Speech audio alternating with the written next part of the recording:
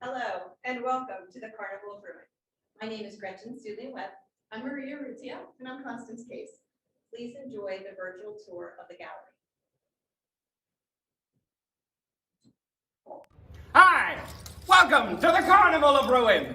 I own this place, and it's all my trash, and I'm very proud of it. Yes, all your trash, but we will transform that trash into treasure in this Carnival of Ruin. One man's trash is another man's treasure. That's what I always say. She got it from me. Now, would you look at this here? Quite tasteful.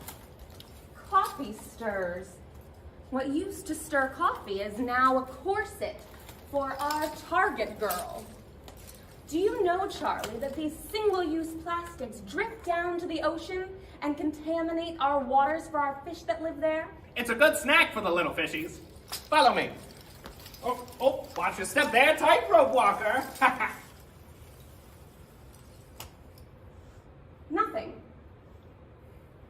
It's plastic. I'm allergic to flowers. It's all plastic, Charlie. You darn tootin' doll. Now come this way. Do you know this plastic bunched up, never to be seen again, ends up in our landfills? Right where it belongs. Out of sight, out of mind, that's what I always say. Not out of mind. Oh, now if you look here, we got the strong person costume. Take a look at this. Could lift it up if I wanted to. You know what else won't be lifted up? Your spirits, when generations to come are still seeing this very same plastic. I'll be long dead by then, so I don't really care. Of course you don't. Oh, my, would you look at this glorious tent. Can't imagine what it's made of. You can't? Plastic. Mm-hmm. 8,000 plastic bags are what create your tent, Charlie Dogs. One strong breeze and this whole thing's coming down. Oh, yes. Beautiful. Now, you see, I like these around my neck, but I don't know about having one on my tuchus. You do know that you can wear those ties more than once, though, don't you? No, fashion repeating is a real big problem, folks. Fast fashion may seem cheap, but we'll all be paying for it down the line. Or you could just save yourself some cash and thicken up your pockets. Just a minute, Mr. Boggs. I will commit to not using single-use plastic bags, not using plastic water bottles, and purchasing plastic-free packaging. Good for you, Toots. Oh, and would you have a look at this? Oh, what a beautiful mermaid! Only at the carnival. Look closer at your mermaid, Mr. Boggs, and see that she is made of plastic. Do you know where all your plastic ends up? The bottom of the ocean where there aren't any fishes. Right in the bottom of the ocean, deep, deep down. And we don't care. We don't care what happens to our fishes, that it strangles. Well, folks, if you don't mind having her around and you'd like to see some oddities for yourself, why don't you come on down to the Carnival of Ruin and make your own decisions? Let's help Mr. Boggs clean up his act. Welcome to the Carnival of Ruin.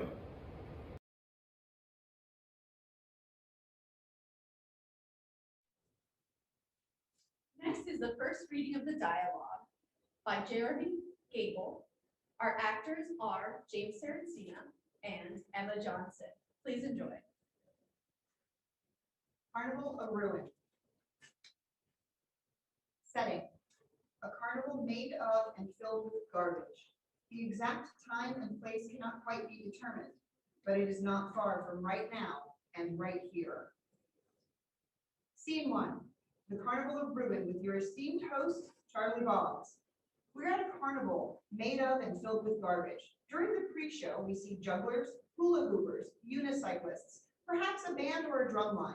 And at the center of it all is Charlie Boggs, the carnival barker, organizing the garbage into various piles. As the carnival part comes to a close, Charlie stands on a platform where he garners the attention of the audience. Step right up, step right up. Welcome, welcome, welcome, folks of all shapes and stripes. Step right up to... Almost gets hit by a juggler. Hey, scram! Go on, vamoose! The juggler leaves.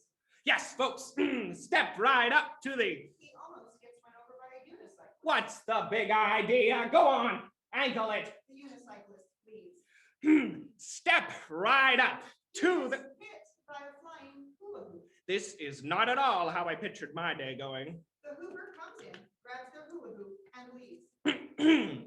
Step right up, everyone. We hope you've been enjoying the Carnival of Ruin, your refuge in the refuse. They call me Charlie Boggs because that's what's on my birth certificate. And I'll be your humble host through the menagerie of sights and sounds you're being made privy to here. For the next however long, you'll see a man throw knives with the accuracy of William Tell, ferocious lions and poisonous snakes, freed from their cages. Nigh impossible feats of strength and endurance, a woman defying the very laws of gravity. And, of course, my personal favorite, the star of the show, the love of my life, our mermaid, Virginia Waters. There is not thunderous applause, as there absolutely should be. Okay, we're gonna give this another go. When I say something amazing, you give an amazing response. Virginia only deserves the best. So let's try that again.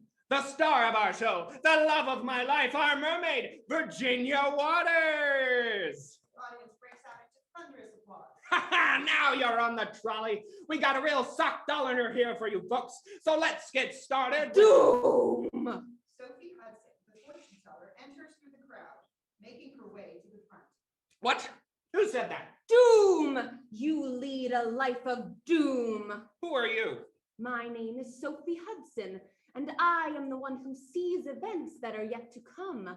I glimpse the future for those who are on the route to peril. And I know you, Charlie Boggs. I know your name well. Yeah, it's on the sign. Indeed, there is a sign with Charlie Boggs' name on it. I've heard about your Carnival of Ruin. Of course you have. We're world famous. You should stick around and watch. The only interest I have in your carnival is the trail of rubbish you leave in your wake. That trail leads to your doom. I mean, really, you don't have to be a psychic to see that this place is a dump, a literal dump. Don't you care about sustainability? Oh, of course I do. I'm wild about sustaining. I always keep this place as dirty as it was the day before. You best be careful, Charlie Boggs, for your actions here will have dire consequences. Oh, you get used to the smell. I'm not talking about the smell, though, yes, it's pretty rank. I speak of something much worse. Like what? Your environment is only as kind as you keep it. Heed my warning, Charlie Boggs. Go on, tell it to Sweeney. Heed! Get out of here. Go, chase yourself. Doom! Vamoose.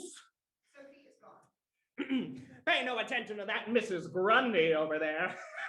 She's talking horse feathers. It's easy street over here. See, we're a traveling act. So if one place gets too dirty, we just move to the next town. Seriously, if you think this looks bad, you should see all the stuff I leave behind. After all, it's a big world, which means a boatload of places to stash your trash. It's duck soup, if there were ducks, which there aren't, because they fly away when they see us coming. But don't worry, folks. Everything's Jake at the Carnival of Ruin. So let's commence with our opening act.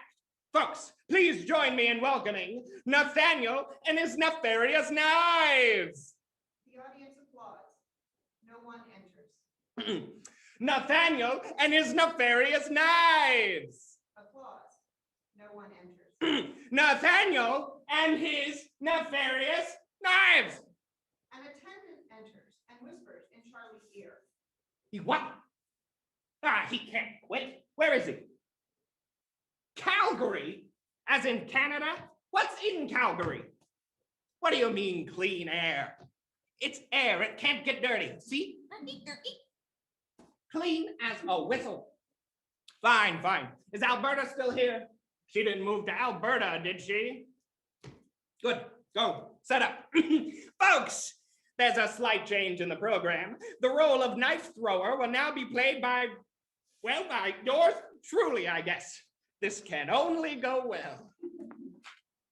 So, if everyone could bring their attention over to the board of blades, and please welcome myself and the lovely Alberta Bex. Scene 2, a sensuous Sevillana between the knife thrower and his target girl. Charlie takes off his jacket. Alberta enters and the two of them engage in a Sevillana dance. It is hypnotic and entrancing, feeling both unique and universal. There is clearly an attraction between Charlie and Alberta. At the dance's end, Alberta breaks away and leaves. Was it just me, folks, or were there sparks there? Perhaps something could have been in some other life. But I am already head over heels with the star of the show, the love of my life, our mermaid, Virginia Waters. The audience applauds. Good job. Now, folks, for our next amazing act, I'm going to ask you all to shift 5 pieces of trash. 2, 4. 3. Fine. 3 pieces of trash for now. But I'm watching you, Charlie Boggs. You can watch me all you want, as long as you bought a ticket. Sophie takes her place in the crowd. Charlie picks up 3 pieces of trash and one by one tosses them into a nearby pit. He makes it a game. As he swishes the last one, Naismith. he starts to address the crowd, but then that last piece of trash is spit back out. Confused, Charlie tosses it back in the pit, and it comes right back out, followed by the sound of a snake rattle. Oh, no. Oh, folks, I've really gone and done it now. This is not a friendly sound. Follow your ears over to the well of the snakes, as you're about to meet one of the deadliest creatures in all the 7 seas. From the darkest reaches of the remote jungle, it's Sippy, the serpent, here to do her spell-binding dance of hypnosis. You're about to witness something truly rare, folks, as Sippy only dances when she feels threatened. So please keep your distance. Scene 3, Sippy the serpent sheds her scaly skin. Sippy emerges from the snake well and begins to dance. Yes, she may look like a choice bit of calico, folks, but don't get too close. You don't want to become her main squeeze. As she dances, she starts to shed her skin. Oh, jeepers!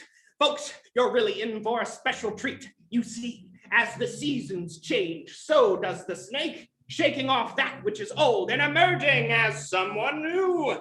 Yes, folks, it's the shedding of the serpent's skin. However, when Sippy sheds her skin, what is revealed is an ugly mess of electronics. Charlie is oblivious to this as he continues talking to the crowd. It's truly one of the marvels of nature to bear witness to such a beautiful transformation. To watch this elegant, graceful, and incredibly deadly creature reveal its stunning new. He finally looks at Sippy, sees the tangled mess that is her new skin.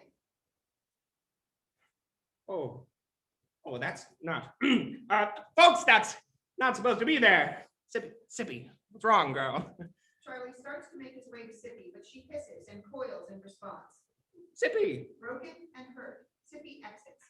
Sippy, where are you going? Sippy! She is gone.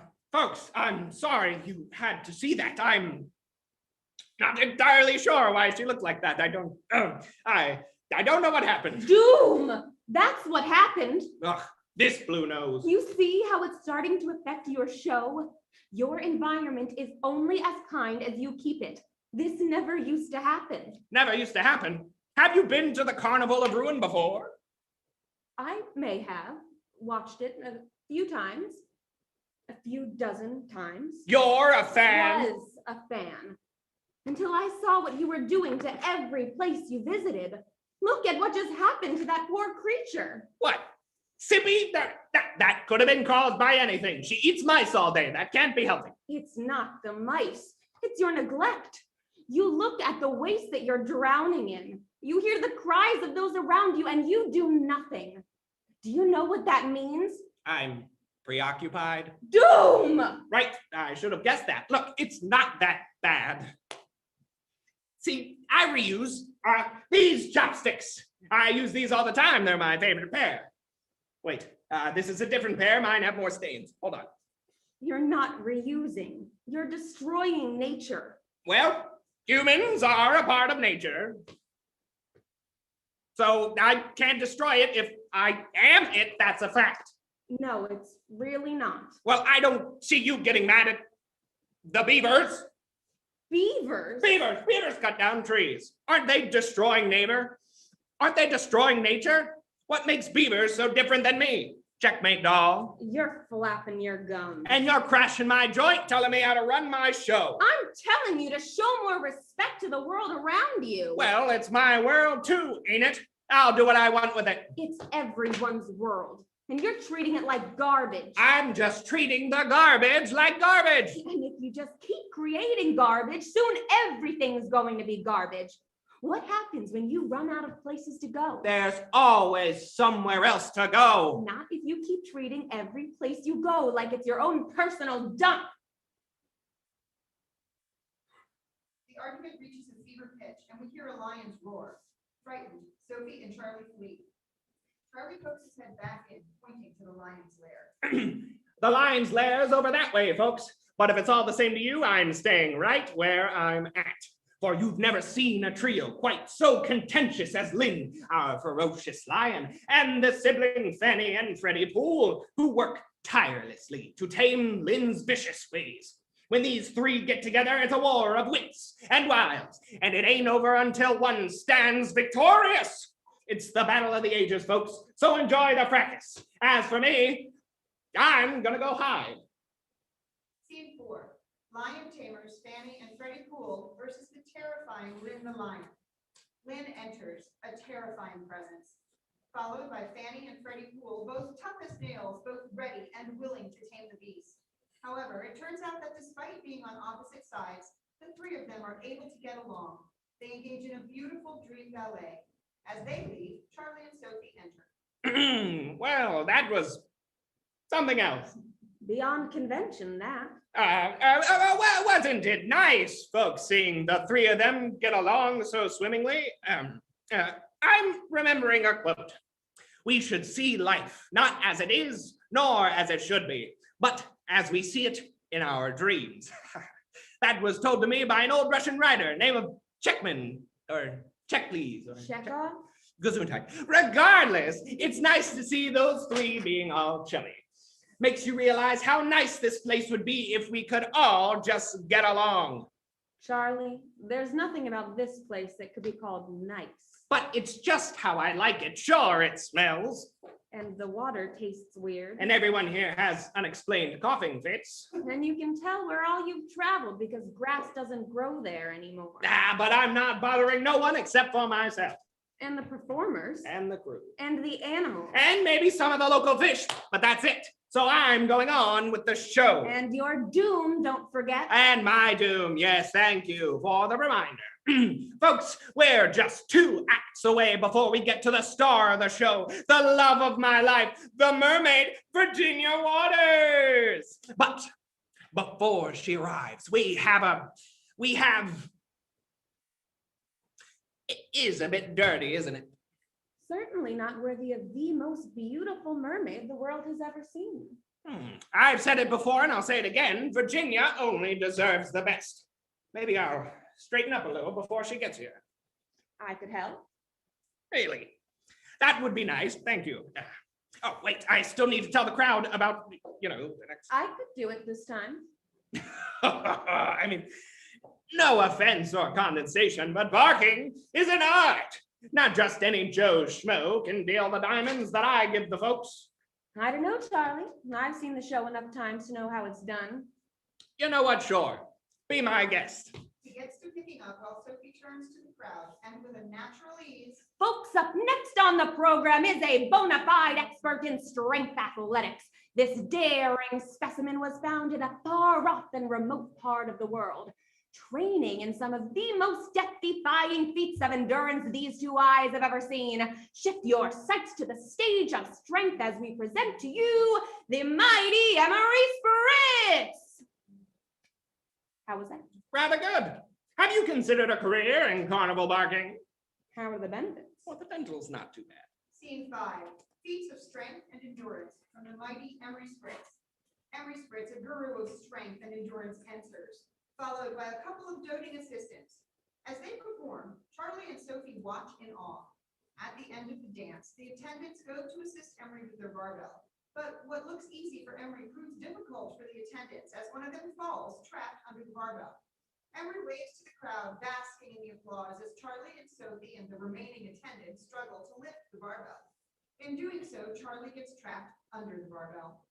Sophie and the attendants struggle to get it off of him. When they finally do, everyone is out of breath. Having been properly loved by the audience, Emery picks up the barbell with one hand and exits, the attendants in tow. Charlie and Sophie watch them go with contempt. Here, have this. Are you bruised? Just my pride and my ribs. Mostly my ribs. We can't all be the mighty Emery Spritz. When I found Emery, they were living in the most beautiful, most pristine, most gorgeous area I'd ever seen in my life. And you took them away from that? Of course. Who wouldn't want to answer the call when fame and fortune are ringing? Sure, at first they said no, and then they said no 20 or 30 more times, but finally they agreed. What can I say? I'm an excellent negotiator. Then why do they say that it's because you stuck around for so long that you turned their paradise into a literal landfill? Oh, come on. Does that sound like something I do? I don't think you'd want me to answer that. Well, regardless, they're here now and they haven't complained once. Can you believe that? Not once. I think it's because they see me as a father figure. Don't they constantly yell at you to clean up the place? Well, folks, it's time for our next act, and this place still doesn't look worthy of the star of my show, the love of my life, a mermaid, Virginia Waters. There's still a lot of work to be done here. A lot. Are you thinking what I'm thinking? Absolutely. Go to another place. Wait, what? Yeah, we can't make the crowd watch us clean. What kind of a show is that? This is a carnival, not some avant-garde piece of theater. But wait. Now, if we only had a processional. Ah, perfect. People, point your peepers to the pump and procession proceeding on the path to the parasol pool. Let's follow suit. No, Charlie, you can't just leave when you haven't even... But it's too late. Charlie has already started leading the audience through scene 6, the processional of ruin, 1,000 steps from here to there. We lead the audience from our first playing space to our second. The journey takes about 10 minutes and will rely on both dance and improvisation. While the processional is happening, Charlie is working the crowd in the front, talking to them about Sophie, Virginia Waters, and some of the other amazing acts that this carnival has hosted in the past, which include bareback rider Rosie Creek, human projectile Stanley Runnell, esteemed markswoman Brooklyn Brooks, and Tiberius Tributary, who was completely unable to grow a beard. As he works the crowd, he casually tosses food trash to the side, which is picked up by Sophie, who is near the back of the crowd. As she tries to juggle all of the trash, perhaps with the help of some of the crowd, she talks about the importance of conservation, her own history of watching the carnival over the years, and how it could improve with a better carbon footprint. This continues until we reach the parasol pool and scene 7, the inimitable Irene Rainey walks the tightrope. Okay, this looks as good a place as any. Folks, we have a truly... You know, Sophie, your environment is only as kind as you keep it. Well, folks, we have a truly one-of-a-kind dame who defies the very laws that Mr. Newton himself set forth. With nary but a parasol to keep her balance, she proves that gravity is merely a suggestion, able to be conquered and bent with only the keenest of mind and body. Folks, I'm proud to present the inimitable Irene Rainey. Here, let me help you with that. To Sophie. He helps her clean as Irene Rainey enters, takes a parasol in hand, and walks a tightrope over the pool. As she does, Charlie and Sophie continue picking up trash around the space. Having gathered all the trash, Charlie tries to figure out where to dump it. He sees the pool. Perfect. He dumps the pile of trash, which includes Virginia waters. The splash caused by the trash creates a giant wave that sweeps away Irene. Wait, what was that? Did you see that? Did anyone catch that? Was there something in that pile? Darling, you've been living in the trash? Oh, can't you answer me? What were you doing there? Couldn't you live in the, maybe in, certainly you could. There's nowhere left, Charlie Boggs. Nothing left but waste. I'm so sorry. Look, I'll clean up. Charlie, stop! No, I can fix this. Let me fix this. There's no time. She's trying to tell you something. Charlie stops and watches Virginia as we transition to scene 8. The mermaid Virginia Waters dances her last. Virginia, having lived in waste for far too long, begins her dance of death. The dance ends with her lifeless in Charlie's arms. He lets her go and moves to the platform where we first saw him. However, everything is different. This is not the confident man we've seen before. This is someone broken, with no one to blame but himself. But then something changes in him. He realizes that this is not the time to grieve. This is the time to act. He begins to gather items. As he does, Sophie joins to help. The two of them clean, repurpose items, do everything they can to create a world where waste can be reduced, where sustainability is possible. Their actions cast a spell upon the world, turning back time. And to Charlie's surprise and delight, Virginia awakens. They embrace. Folks, here she is. The star of the show. The love of my life, the mermaid Virginia Waters. We hope that you've enjoyed the Carnival of Ruin. Oh, you're gonna have to change that name. Right, of course. It's time I take a good long gander at how I go about the world and what I leave behind. When you throw something away, it never goes away, Charlie Boggs. I thought it was out of sight, out of mind, but it's time I figure out a new way of living out what we've already made. It's about reusing and repurposing. Instead of throwing something out, what new purpose can it serve? Can you help me? Are you kidding? Look at what I'm wearing. I've turned repurposing into an art form, a literal art form. It's a lot of work. But it's work that needs doing. This can be a beautiful place, Charlie Boggs, but your environment is only as kind as you keep it, of course. Folks, here at the Carnival of Salvage, I like that, the Carnival of Salvage. We need new posters, throw the old ones away. Wait, no, don't do that. Just write over the old ones. Very good, Charlie.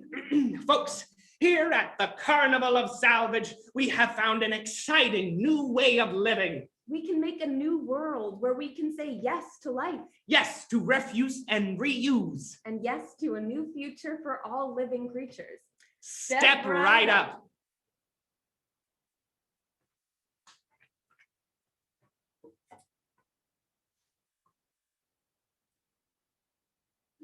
Thank you all for joining us this evening. We want to direct you next to the YouTube channel where we are going to release several videos of the performers dancing the roles that you just heard in the script, the snake, the lion, the mermaid. So please take a look at those. And we just want to remind everyone that the full performance will take place at East Goshen Township Park this summer, visit carnivalofruin.com to see where you can get tickets, which are free. The same with the YouTube video. It is Carnival of Ruin. Everything is Carnival of Ruin. From myself, Maria Urrutia, Constance Case. Gretchen Studlien-Webb. and all of our performers and actors, this is a great opportunity to share with you our love and passion that art can change and activate community. Thank you all.